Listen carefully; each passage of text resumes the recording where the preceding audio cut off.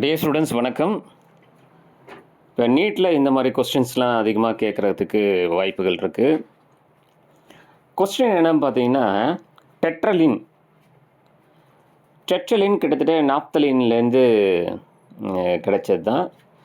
அந்த டெட்ரலின் அப்படிங்கிறதுல palladium and heat பண்ணால் என்ன ஆகும் அப்படின்னா நாப்தலின் அப்படிங்கிறது கிடைக்கும். அதே மாதிரி டெட்ரலின் அப்படிங்கிறதுல பொட்டாசியம் பெர்மேங்கனேட் கொண்டு ஆக்சிடேஷன் பண்ணால் என்ன ஆகும்? Potassium permanganate oxidising agent. So உங்களுக்கு என்ன கிடைக்கும் அப்படின்னா தாலிக் ஆசிட். இந்த தாலிக் ஆசிட் அப்படிங்கிறது உங்களுக்கு தெரிஞ்சிருக்கும்னு நினைக்கிறேன். தாலிக் ஆசிட்லேருந்து கிடைக்கிறது தான் தாலிக் அன்ஹைட்ரைட். அந்த தாலிக் அன்ஹைட்ரைட் கூட ஃபினால் சேர்த்தா உங்களுக்கு ஃபினாப்தலின் அப்படிங்கிற ஒரு ரியேஜென்ட் கிடைக்கும்.